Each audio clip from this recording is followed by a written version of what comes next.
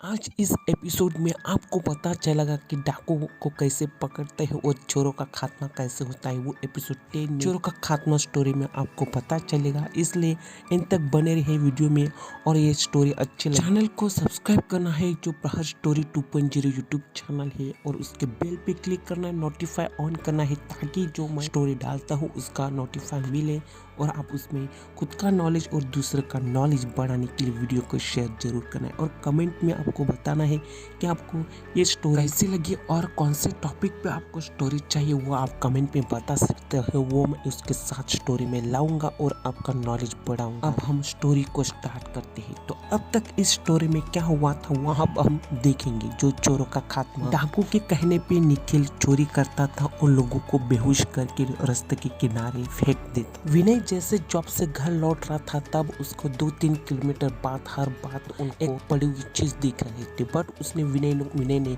उसको इग्नोर करके वो आगे चला जा रहा था। बट तीसरी बार जब उसको रास्ते पे पड़ी हुई चीज देखी, तब उसने वहां जाकर देखा तो एक बड़ा सा आदमी बेहोश पड़ा था। उसको पानी दिया और वहां से निकल गया क्योंकि वो शाम का टाइम था तो उसको घर भी जाना था। तो उन्होंने ज्यादा पूछताछ नहीं की और वहां से उसको आदमी को पानी देके वो वहां से निकल गया। बट जैसे घर पहुंचने वाला था, बट 1-2 किलोमीटर विनय को 3 बुढ़िया दिखी। विनय ने सोचा कि इनसे कंफर्म कर ले कि उन्हें भी दिखा था क्योंकि उन्होंने मदद नहीं की और वो आगे चले आई थी। तब विनय को डाउट गया कि यही 3 बुढ़िया भेष बदल के आई होगी और उनको बेहोश करके, उनको चोरी करके, सब कुछ लूट के उनको रास्ते के किनारे फेंक देती होगी।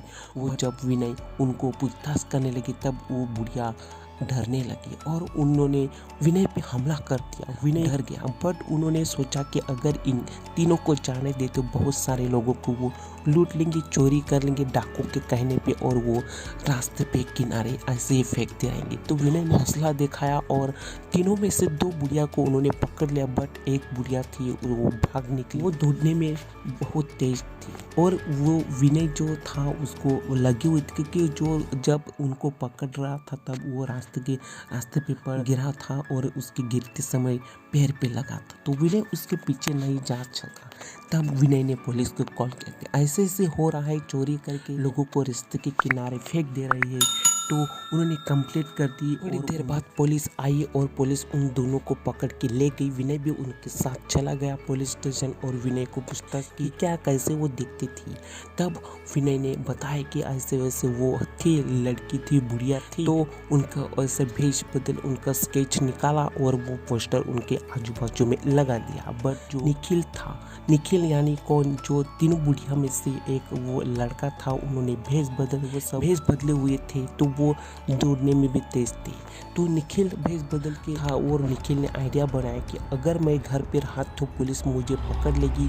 तो उन्होंने वहां से भागने का प्लान। निखिल ने सब दोस्तों को कॉल किया कि आप मेरे घर पे आ जाओ, हम वहाँ पे पार्टी के लिए चले जाएंगे। वैसे प्लान बना के उन्होंने सब दोस्तों को एक साथ बुला लिया और पार्टी पे चले गए। रास्ते में जाते जाते उनकी एक दोस्त की बाइक, निखिल के दोस्त को ये पता नहीं था कि निखिल एक चोर है, बड़ा सा डाकू के कहने पे बड़ी चोरी कर रहा था, उन लोगों को रास्ते के किनारे लूट के फेंक देता था। वो उनके दोस्त को पता नहीं था। वो अभी आपको एपिसोड 10 में आपको डाकू और निखिल कैसे पकड़ा जाता है वो हम अभी आपको इस स्टोरी में पता चलने वाले, इसलिए बने रहे। और अभी तक ये आपको वीडियो अच्छा लग रहा हो, स्टोरी अच्छा लग रही है, तो वीडियो को लाइक, शेयर, चैनल को सब्सक्राइब करके बेल पे क्लिक करना है, शेयर एंड कमेंट जरूर करना है। तो जैसे वो बाइक खराब हुई बाइक को दुरुस्त कर रहे थे सभी दोस्त, वैसे एक अचानक 200-300 से स्पीड से एम्बुलेंस वहाँ रास्ते से चले गई। उन्होंने प्रे किया, निखिल और उनके दोस्त ने प्रे किया और वो फिर से बाइक दुरुस्त करने के लिए बैठ गए। बट जहाँ थक जाने के कारण वो एक रास्ते के किनारे बैठ गए।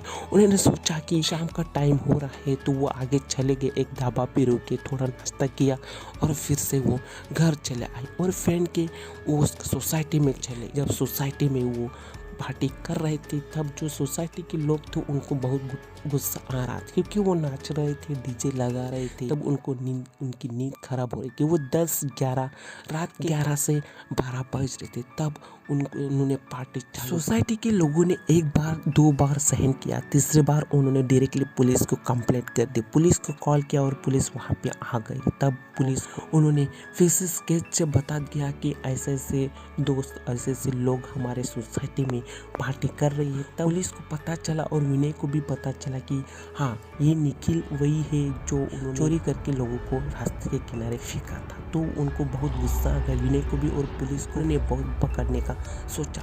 बट उनके दोस्त को तो पकड़ लिया, सोसाइटी के लोगों ने लिया था। बट निखिल चतुर था, वो डाकू का जो प्लान डाकू जैसे बता रहा था वैसे वो सुन रहा था और वो वैसे चल रहा था, उसके पॉइंट पे चल रहा था। तो वो निखिल वहाँ से भाग निकला। बट निखिल को पछतावा पड़ा कि मैं मेरे दोस्त को कैसे छोड़ सकता हूँ। तो उन्होंने पुलिस के हवाले अपने आप कर दिया और उनको सभी दोस्त को एक फैक्ट्री में, उनको जेल में नहीं रखा था, फैक्ट्री में रखा था, ताकि जो सोसाइटी का मालिक था और जो पुलिस थी उनको टॉर्चर कर पाई और वो उनको बहुत मार सके, इसलिए उनको पुलिस स्टेशन में नहीं रखा था। बट थोड़ी दिनों के बाद फिर से निखिल और उनके दोस्त ने प्लान बनाया। निखिल को एक कॉल आया और उन्होंने कॉल से डाकू से उनको सजेशन मिला और डाकू ने ऐसे करो, आप वहाँ से निकल सकते हैं।